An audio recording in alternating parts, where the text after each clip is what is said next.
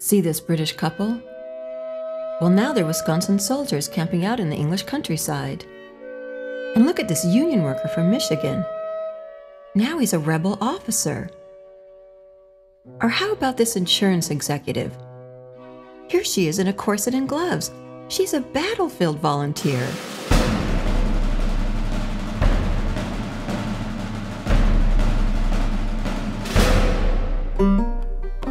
When the American Civil War ended in 1865, the North was victorious and the South was in ashes. But for some, it was just a beginning. Today, hundreds of thousands of Civil War reenactors around the world keep this epic conflict alive. This is their story.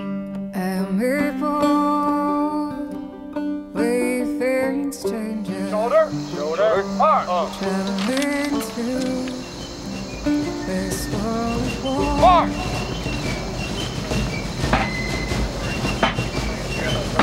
You lose the 21st century looking out over the line of soldiers coming up the hill, and also in the battle, just the smoke and the confusion that happens. Why did people choose to recreate the American Civil War? They could relate to the fight against slavery, the Victorian values, the South's struggle to secede, or maybe it's to honor their ancestors, true Civil War fighters.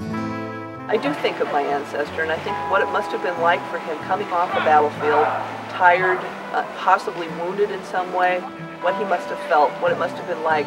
Is it still worth fighting for this cause? I think that I'm honoring their memory by doing it and trying to do it as accurately as possible and understanding some of the hardships that they must have gone through. Reenactors take the hobby to different extremes. There's just plain dress up, and there's complete immersion in every detail. This American man portrays a Union soldier from Ireland, accent and all. I'm a private soldier, the 56th Volunteer Infantry, Pennsylvania Volunteers. And I've been in the army about a year and a half now. Hard times, seen a lot, but myself and all the chaps that I know of are doing the best we can to put the Union back together.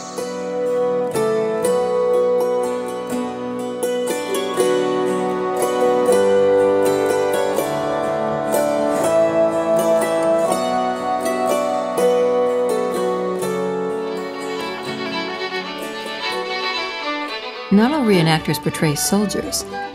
Some are politicians, doctors, townspeople. Here's a high school teacher from California representing a northern newspaper man. We journalists had a somewhat mixed reputation. It depended on who you asked as far as what opinion you would get of us. Some of our more unsavory nicknames included parasite, scribbler, spy. See, journalists in the Civil War were unabashed in their political partisanship. In fact, you sold subscriptions by being partisan. Engravings in these newspapers were derived from original sketches that characters like mine would make.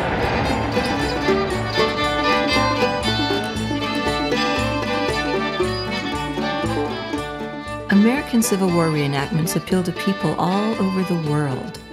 European enthusiasts meet up in Great Britain, eager to recreate battles such as Shiloh and Antietam.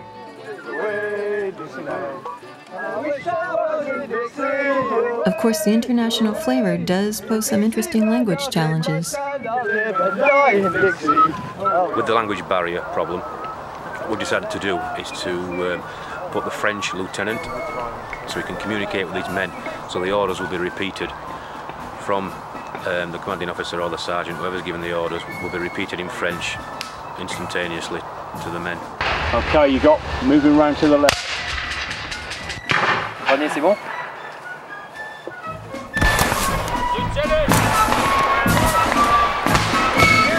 Encore, allez.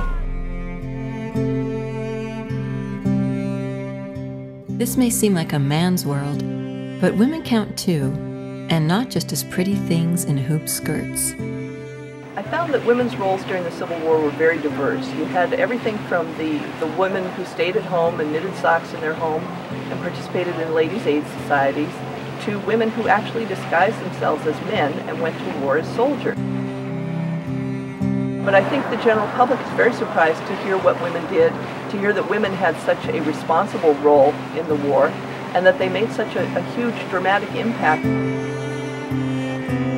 They would work most closely with the hospitals that were set up close to the battle lines. They would have a movable soup kitchen. It was a kettle on wheels.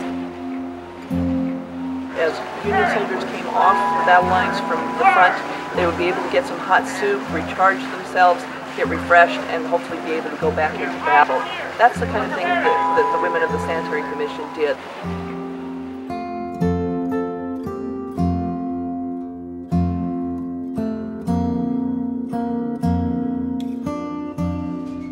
Naturally, every reenactment centers around the battle. That's when fantasy and reality blur. Reenactors lose themselves and the 21st century in the thrill of combat. The new guys often ask, what's it like to be in combat? We call it seeing the elephant. Your first time, it's a strange experience. And how do you tell it to somebody that's never been there? The ground shakes from the cavalry, artillery pieces firing, flashes, smoke. You look down the barrel, you have to shoot at somebody, he's shooting at you. How do you tell that to a man?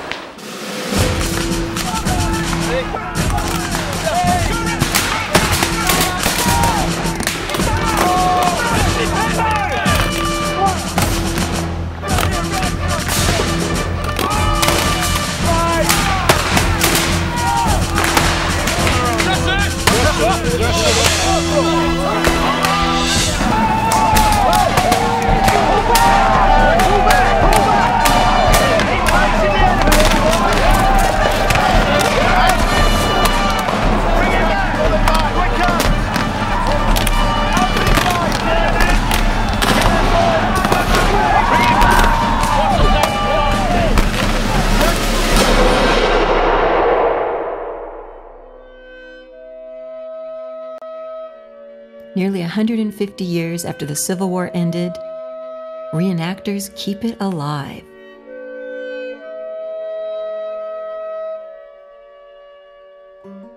They don't exactly let bygones be bygones.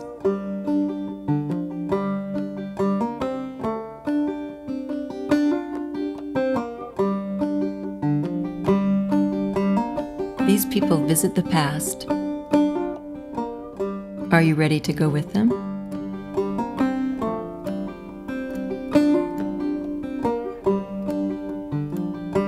I'm a poor, wayfaring stranger, traveling through this world.